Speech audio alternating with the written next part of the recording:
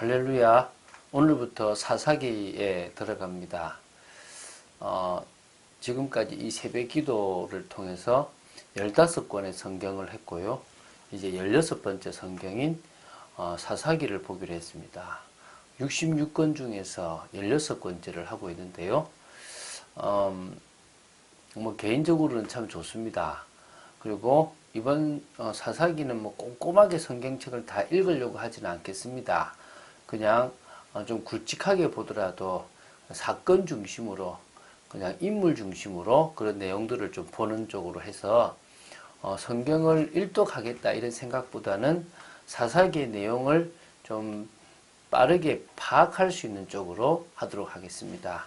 어쨌든 오늘은 사사기의 서론을 볼 것인데, 사사기를 통해서 우리가 어떤 부분을 나눠야 될 것인지를 좀 깊이 아는 축복의 시간 되기를 주 예수 그리스도 이름으로 축원드립니다.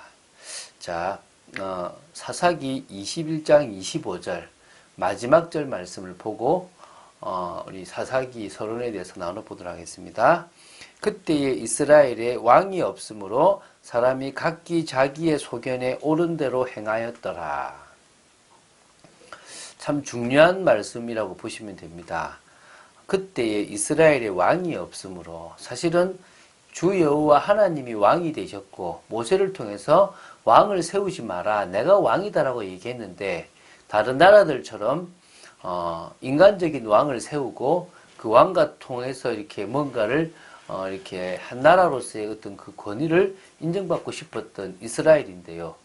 주님을 왕으로 모시지 않으니까 어떤 일이 벌어지냐면 각기 자기 소견에 옳은 대로 사는 어리석은 인생을 살게 되었습니다. 우리가 그 부분을 조금 이번 사사기를 쭉 보면서 보게 되길 바라고, 이 시대가 어떤 의미에서는요, 모든 게 다 있는 시대이면서도 사실은 이 복음을 놓쳐버린 안타까운 시대고, 각기 맞다고 생각되는 쪽으로 가는 시대가 되어져 버렸습니다. 우리만이라도 정말 복음의 올바른 뿌리를 내리고 살아가는 축복의 인생을 살아야 될 줄로 믿습니다. 자, 사사기라는 제목은요, 히브리 성경에 보면 쇼페템이라는 데서 유래된 것입니다.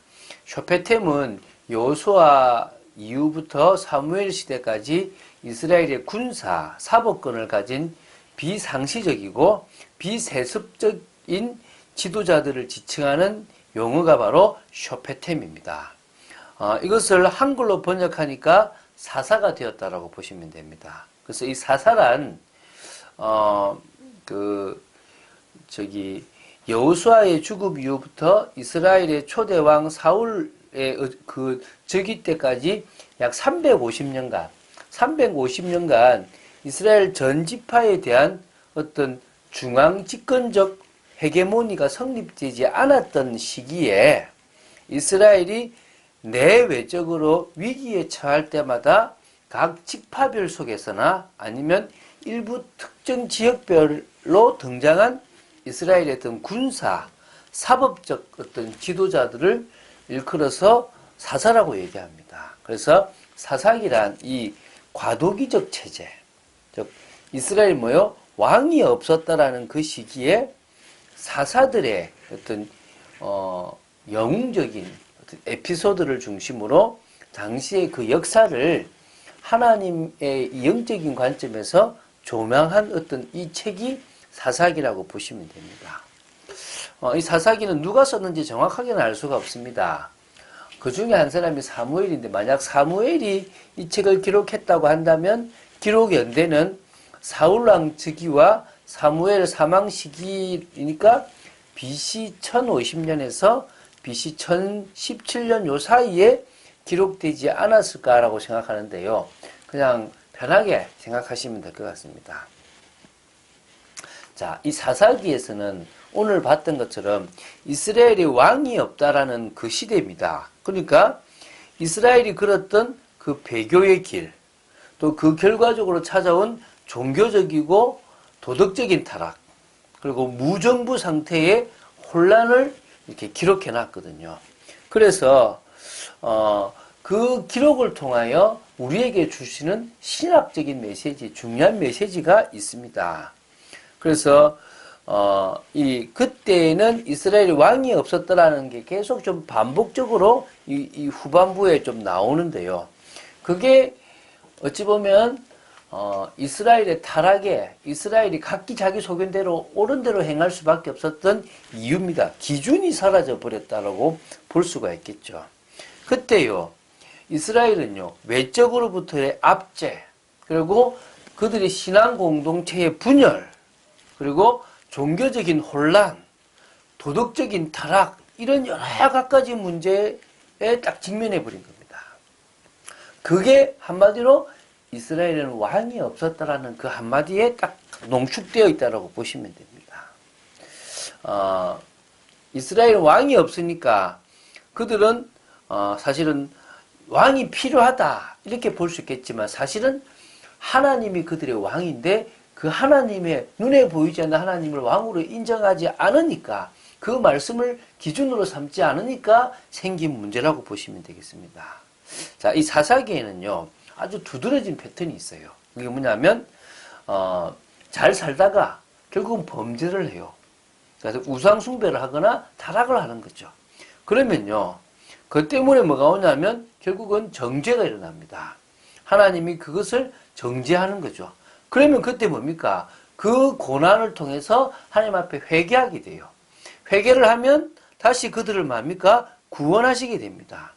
구원하고 나면 그들은 또 편안해서 또 망각하게 되고 그러면 또다시 재범죄를 하게 되고 그럼 또다시 징계를 받게 되는 이런 사이클이 계속 진행되고 있는 겁니다. 이게 얼마나 안타깝습니까? 그래서 이런 타락한 이 본성, 이런 근본적인 이게요, 그들의 삶에 계속 남아 있습니다. 그런데 그런 이스라엘을 향하여 하나님은 끝까지 참으시고 사랑을 베푸시고 그들이 부르짖을 때마다 그 사랑으로 사사들을 보내주셨습니다. 예수 그리스도를 통해서 이 땅을 구원하려고 하는 그 마음과 같다고 보시면 되겠습니다. 자, 그러면 사사기의 내용 구조를 좀 보겠습니다. 서론부와 본론부와 결론부로 이렇게 구분하면 되는데요. 사사기 1장 1절부터 3장 6절까지를 서론부로 잡으면 됩니다. 이 사사시대의 배경을 밝혀주고 있어요. 그러니까 여호수아 이후 이스라엘이 쇠퇴하게 된 이유는 가나안 땅의 불완전한 정복이다. 다 정복하지 못한 것이다. 그리고 뭐냐? 그들의 가나안 땅의 신앙을 그 우상을 받아주면서 신앙이 변질했다. 요 불완전한 정복과 신앙의 변질이 이 쇠퇴하게 된 이유라는 것입니다. 두 번째 이제 본론부인데요. 사사기 3장 7절부터 16장 31절까지입니다. 이스라엘의 불순종과 이 신앙의 변질의 결과 주변에 있는 열국들이 이스라엘을 계속 공격해서 압제를 했다는 거죠. 그리고 그것 때문에 하나님은 구원자를 그들의 부르짖음에 맞게끔 보내셔서 지역별로 사사들의 활동이 있어났다는 것을 이렇게 기록해놨다는 것입니다. 이 본론부에서는 아까 말했지만 범죄, 징계, 회개, 구원, 망각, 재범죄 이게 계속적으로 악순환의 패턴을 만들어가고 있었다는 것입니다. 그래서 이때 하나님은 그들에게 계속 은혜를 베푸셨고 그들을 구원하셨다는 부분도 나옵니다. 결론이 뭐냐면 17장부터 21장까지인데요. 두 개의 에피소드로 구성되어 있습니다. 사사기의 형식 구조상 이 결론부로 보기로는 조금 애매한데 이게 왜냐하면 보통의 결론과는 좀 다른 성격을 가지고 결론을 맺었고요. 한마디로 사람마다 각기 자기 소견에 옳은 대로 행했던 이유가 이스라엘의 왕이 없었던 시대고 그게 이스라엘의 총체적인 타락으로 이어졌다라는 것을 이야기하고 있습니다. 요 내용을 이제 조금 사건이니까 역사니까요. 역사 중심으로 보겠습니다. 그냥 편하게. 사실은 모세오경이 있고요. 그리고 그 뒤에 있는 여호수아서부터 시작해서 역대하까지를 역사서라고 얘기합니다. 요 역사서 물론 그 뒤에 에스라, 느헤미야, 에스더까지 있는데요. 이런 역사적인 부분들에 대한 것들은 어찌 보면요 알아야 될 부분들이 있기 때문에요. 역사적인 관점에서 조금 볼 수 있으면 좋겠다 생각이 됩니다. 하나님은 범죄한 자, 악한 자를 심판하십니다. 그래서 우리가 예수님을 믿습니다. 왜냐하면 우리 힘으로는 죄 문제를 해결할 수가 없는데 예수 이름으로 죄 문제를 해결하고 그 예수님의 능력으로 우리는 더 이상 죄를 짓지 않는 삶을 살아갈 수가 있는 것입니다. 여러분을 핍박하고 여러분을 넘어뜨리려고 하는 세력들을요, 주님은 당신의 능력으로 해결하시고 당신의 때에 당신의 방법으로 심판하십니다. 그래서 우리는요, 온전한 믿음을 가지고 영적인 싸움을 하고 그리스도의 사랑을 실천하는 믿음의 삶이 되될 줄 믿습니다. 나도 모르게 각인이 딱 되어진 것 때문에 우리는 문제 오는데 그것을 바꾸면 그때부터 응답이 옵니다. 나도 모르게 뿌리 내려진 그것 때문에 문제가 오는데 복음의 뿌리로 바꿀 때 축복이 오기 시작합니다. 나도 모르게 체질이 형성되는데 언약 붙잡고 하나님과 방향 맞출 때 올바른 체질이 형성되어질 줄로 믿습니다. 그럴 때 우리는요, 사사기 시대와 같은 타락의 시대가 아니라 응답받고 축복 누리고 하나님의 뜻을 이루는 그런 믿음의 사람으로 서게 될 줄로 믿습니다.